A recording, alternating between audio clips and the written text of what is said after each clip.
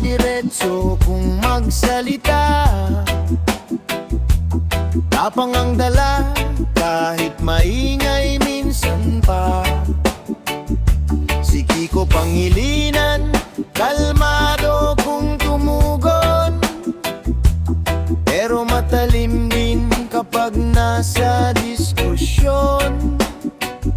Sa loob ng Senado, uminit ang eksena.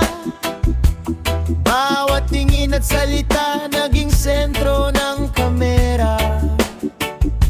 Habang taong bayan nakatutok gabi-gabi, umaasang may sagot sa problema ng sarili. Robin at Kiko, bakit may bangayan? Pareho namang lingkod nitong bayan. Habang taong sa labas hirap pa rin, sana kapakanan nilang unahin. Robin at Kiko, pakinggan ang masa. Hindi kailangan ng galit at sigawan pa. Kung respeto at serbisyo'y magtatagpo, mas liliwanag ang kulay ng pagbabago.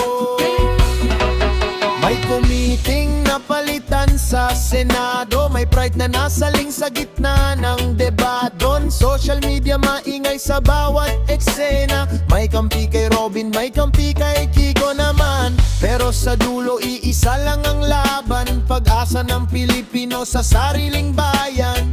Hindi artista, hindi rin abogado lang, kundi leader na handang makinig sa mamamayan. Easy lang kapatid, dahan-dahan sa init. Kahit magkaiba ng prinsipyo't paninindigan, respeto sana'y di mawalan. Hindi kailangang sumigaw para marinig, hindi kailangang magalit para manaig. Ang tunay na lakas ng isang pinuno ay marunong magpigil at tumayo ng totoo. Robin at Kiko,